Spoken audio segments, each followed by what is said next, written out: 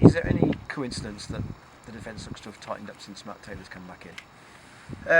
No, well, we said obviously good players, good defenders are going to strengthen the squad, and everyone knew that with Matty. He was a big miss when he was out, so he slotted straight back in, and as you say, we've still haven't had a elusive clean sheet, but we're obviously conceding less goals, which is a good thing.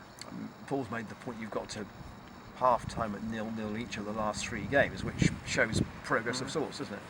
Yeah, of course. As I say, we were leaking a lot of goals before the new manager came in, and but unfortunately games are a lot longer than 45 minutes. So, but listen, it's just something to build on, and hopefully a clean sheet on Saturday. That's the aim anyway. 3 weeks in, are you getting a clear message from Paul as to what he wants? Do you think collectively? Yeah, every manager brings their own ideas, and the new gaffer's the same. He's got his own ways of how he wants his teams to play, and it's an exciting way. It's obviously a lot of hard work, but he believes in good attacking football and keeping the ball, which I think suits our players. We like to keep the ball and pass it, and it's nice to have that message that you're allowed to go out and express yourself and pass it. You had 40 games at Pompey last year. Yeah. Any knowledge you could pass on? And there's been a lot of change. Obviously, 1 or 2 of the lads are still there, and you can give a little bit of information to see our fullbacks coming up against some of their wingers, but it's a League 2 football match. It's going to be blood and thunder. Just roll your sleeves up, match them, and hopefully we're better on the day. And they'll bring great support as they always do. And I think I'm not the only one looking forward to Saturday. It's one of them games you look at the start of the season, and everyone's looking forward to it. Does that level of support create its own issues at Portsmouth, in a sense that the expectation is really high? I think I always say that, because no disrespect to League 2 footballers, we are League 2, but we're not used to playing in front of that big crowd, and some people can handle it, some people can't, and I certainly seen last season that it did affect a lot of players. It's obviously getting 17,000 home games. It's a lot. If you do something bad, it's obviously a lot louder, the boos and the groans, than what it would be, say, at Warden Road, where there's 3,000. And it does affect some players, and I certainly seen last season it certainly affected some of the players, and But on the other hand, if you're winning and doing well, what a club it is to play for. So it works both ways. It's just how you handle it. You mentioned about their squad. Jed Wallace, I think, has got 11 goals for them this season. He's back from suspension this week. How good a player is he? Yeah, Jed can be as good as he wants. Really. Ability-wise, he's outstanding, and it's good to see for him this season that he started adding goals. Because last year he would beat 5 men and sometimes not deliver. But obviously this year he is delivering. He's scoring goals, and fair play to him. He's a good lad and he deserves it. Yeah. How big a kick over this Christmas period might a win on Saturday be for Cheltenham?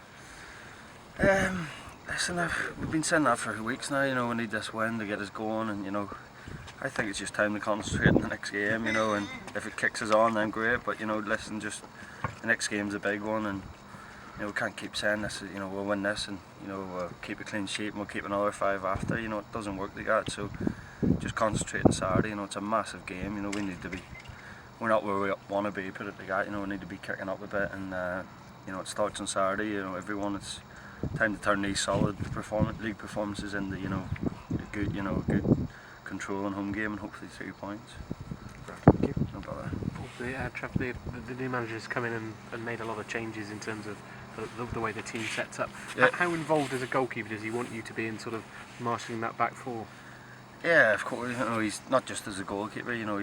He does harp on about voices and in the team, and you need leaders, and of course it's as a goalkeeper, if you can't talk and organise, you're probably stuffed, I think. So it's second nature as a goalkeeper to talk, but the gaffer he re-emphasises it, and it just keeps it clear in your mind that he does want you bossing the lads, and it's obviously a lot of work being done on training on the team shape and what have you. Is that something that you get involved with?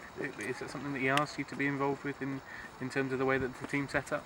As in being part of the drills? Yeah.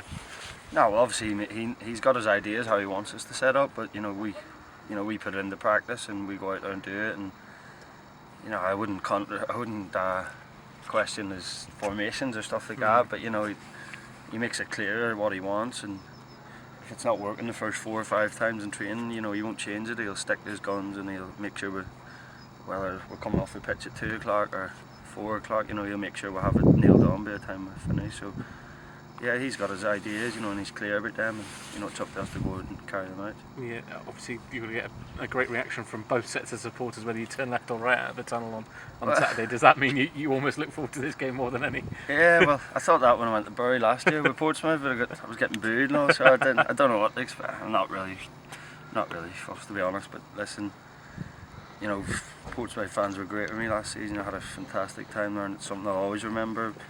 You know, and as the Cheltenham fans this year, I've sort of built up a great rapport with them, and you know, and just looking forward to the game, yeah, you know, and you know, looking forward to hopefully 3 points more than anything. You know, my reception's irrelevant. You know, it's a massive game for us. You know, we've been saying that for a long time, but this is a big one. You know, we need to win this. You know, start getting our home form back on track. Yeah, there's almost been sort of a base camp established with those 2-1 draws, isn't there? And you manage.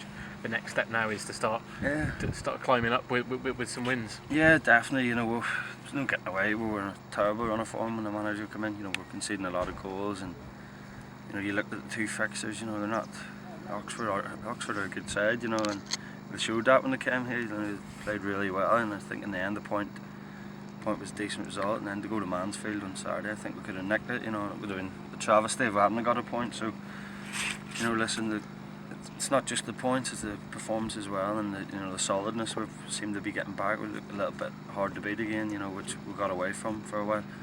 But you know, hopefully we can build on that. He's been working a lot, and now go and express yourself, and you know, a little bit of magic in this final third. You know, so hopefully you'll see that on Saturday. You know, a bit more pleasing on the eye performance, hopefully from us.